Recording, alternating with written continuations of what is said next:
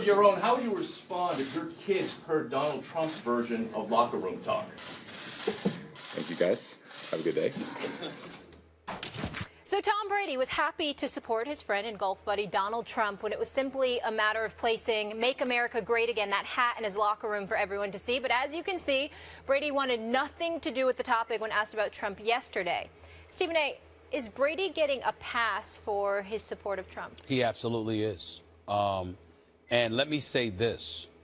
I am not in any way getting involved in all of this other stuff. I don't blame the average Joe out there in the world of sports, unless you're a political aficionado. This is one of those situations where everybody should just stay away from it. It's so polarizing. It's so divisive that I don't blame anybody. I mean, me, I don't run from anything. I'm not scared at all to talk politics or anything like that. But with this particular election, boy, I want no parts of it. You know what I'm saying? Because it's just so divisive. It's crazy right now. And that is that. But here's why I bring up the subject as it pertains to Tom Brady. It's not just the hat. If you recall, he was on WEEI's, the Dennis and Callahan show. I've been a guest on that show many times. They're fabulous guys. They do a great, great job on that station overall all day as far as I'm concerned. But listen to what Tom Brady said in December of last year. He said, guys, can I just stay out of this debate? Donald is a good friend of mine. I have known him for a long time. I support all of my friends. That is what I have to say. This is what Tom Brady said. Now, we live in an age where, I'm going to go here, we've got young star athletes, many of whom happen to be African American, that are not necessarily involved with the political process, don't really intend to get involved. President Obama's ascension in the political ranks obviously compelled African Americans to get involved because he's the first African American president in the history of this country. And it's incredible. It's an incredible level of pride and a badge of honor that we as black people get to look at as such an incredible role model in terms of who he is and what he stands for. And we appreciate that without getting into all of the politics. That's what you see from young African Americans getting involved. But no matter what the situation is, people would ask young African Americans, what do you feel about this? What do you feel about that? It doesn't have to be a political figure. It could be a friend that got in trouble.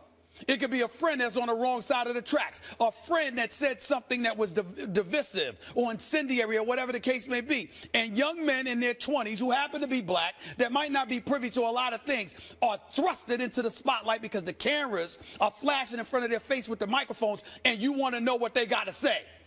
I haven't heard any questions to Tom Brady. That's the first time I've heard anybody asking Tom Brady about Donald Trump in months. Now, I know he was suspended the first 4 games. Wasn't he playing in the preseason? Wasn't he available at that particular time over the summer?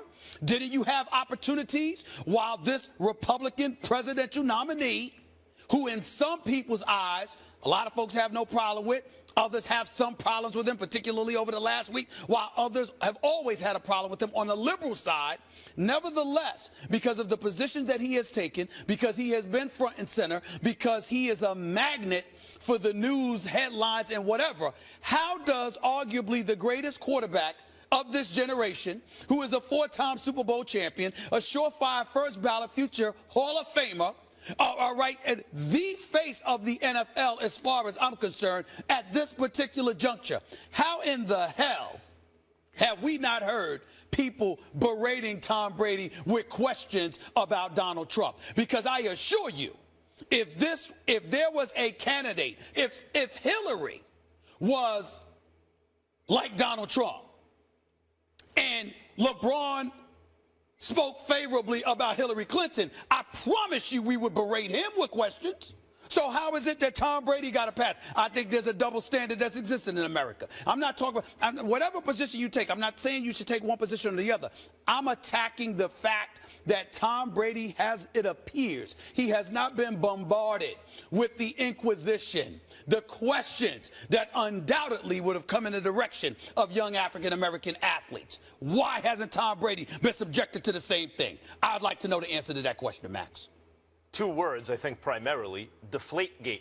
I think that has acted as an unwitting, unintended consequences of Deflategate. Is that has been what's been foremost on everyone's mind about Tom Brady, and so he's escaped the kind of questions that he got about Trump very recently.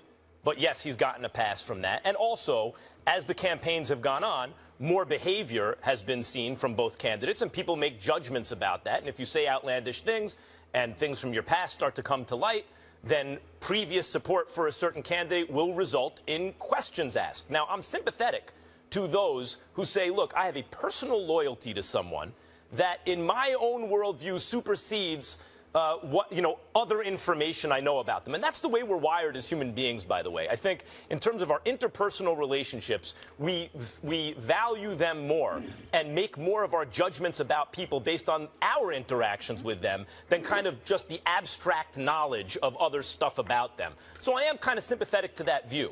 But regarding what you said earlier, I don't feel that way, that people should stay out of it because in this election, because it's political, and in the past it would have been okay. In fact, I think more than ever now, I disagree with editorial policies in the media that say there has to be a veneer of, not a veneer, actual kind of false equivalencies with candidates because there's neutrality. We have to stay neutral. Even as information comes out about which most reasonable people would have very strong judgments. The fact that the media is bending over backwards to attempt to remain so neutral, I think, is a damaging thing. Nevertheless, I will respect that policy here right now and limit this just to Tom Brady.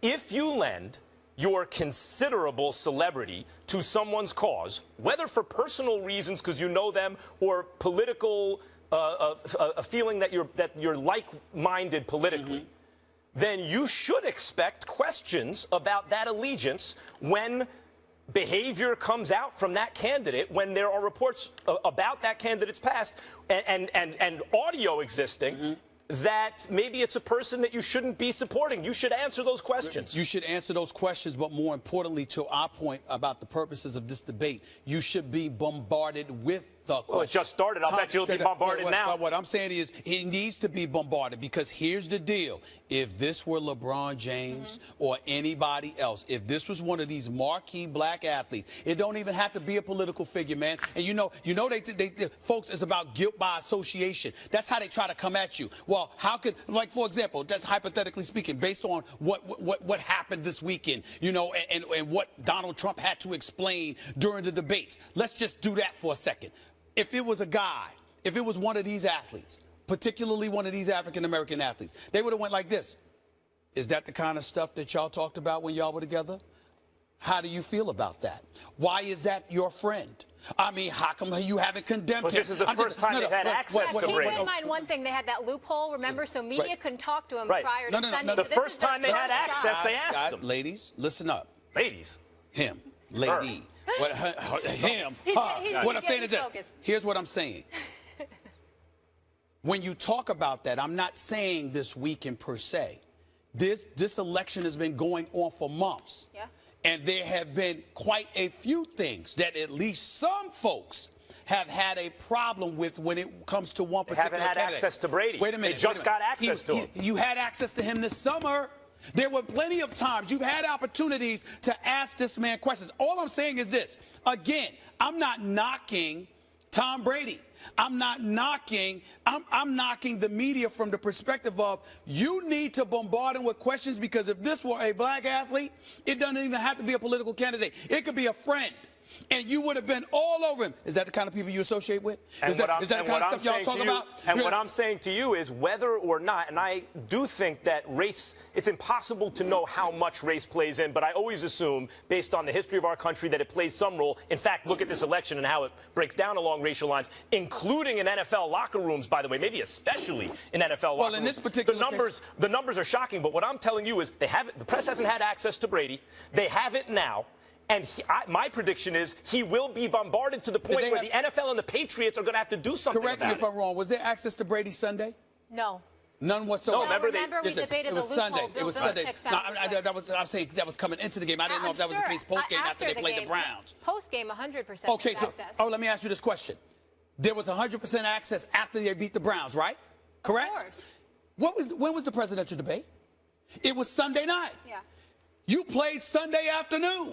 And wait a minute, you got all of this news coming out. I've seen it. What do you think's going to happen? I have seen it. There is no way that LeBron James or Melo or CP3, Richard Sherman or whoever you want, there is no way that a story of that magnitude is out, and they would not have been bombarded with questions immediately after that game on Sunday, especially since the debate was that night. Let's say race was the determining factor there in terms of the timing, at the earliest possible moment that one would be asked a question or not. Mm-hmm. In that case, and let's say I can see, okay, fine, that existed. That is going to help Tom Brady, as it turns out, by one press conference. He got out of the one after the Browns. Maybe race played a factor, if that's your argument. He got hit at the next press conference, and my contention is now he will get bombarded at every press conference and any media access to the point where the Patriots, Tom Brady's own people, and the NFL is going to have to do something about it. That's fine, but again, that's not the point. The point is, had that been most others, you would have been all over them, bombarding them with. I'm not blaming Tom Brady for this. Tom Brady didn't do anything wrong here. I am simply saying, not anything wrong. I'm just saying the point is, in this particular situation, him walking away from the press conference, that wouldn't have been acceptable. You would have had to answer. You would have had to answer. Others would have. Why can't Tom Brady? And I'm not just talking about black folks. It could be white folks, too.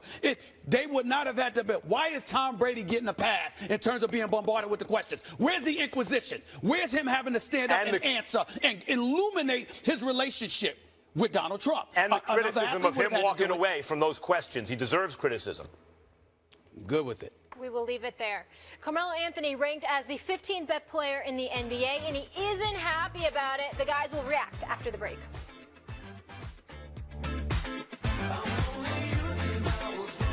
Stephen A. just mentioned the time is now, people. The First Take, Your Take viewer contest is here. You can win a chance to debate Stephen A.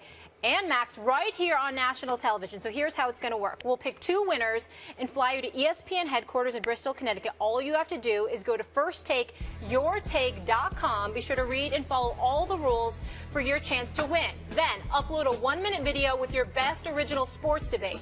Please keep it clean. Plus, no music, team logos, trademarks, or copyrighted material.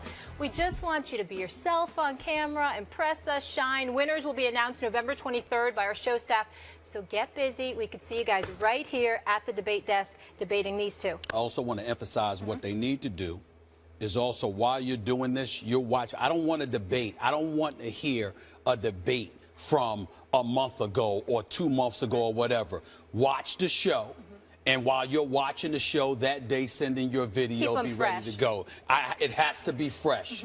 And I will be watching, and I will be judging, because a whole bunch of people out there chirping all the damn time. And usually folks in opposition don't give folks an opportunity to come and debate. You want to be in the hot seat. This is something that, you know me, I've been talking about this all summer long. Finally, it's official and it's happening. I would like to say I can't wait. I know people out there feel that way. Ahead of time, my condolences to what's going to happen to the winner that has to end up here. My condolences. I see what's happening here. What? You see, before Muhammad Ali came around, everyone was scared of Sonny Liston or George Foreman. Just because I make it look easy, it's not going to be easy for you. He's hard to debate. Yes, I know you see me do it, so you think his aura of invincibility has been stripped. But the man is an excellent debater. That's all I'm telling you. And me, I know you don't have any shot against me. What if you get you know that already. You just TV? figured maybe I could beat Stephen What A. if someone just comes out here and owns you right on national TV? That is impossible. Really? It's impossible. He says it's impossible. There's nobody that's going to come on First Take and school me. First of all, I'm still waiting for him to win the debate. There's nobody that's going to come on national TV and school me. Listen, we're going to take, listen, I mean, listen, so many people. I mean, even on my Facebook page, I had over 1 million people reach out, talk about when does this start? When does this start? Literally over 1 million people. I'm telling you right now, there is nobody, I repeat, nobody that's going to come on national TV and sit up here and smoke me. I promise you that.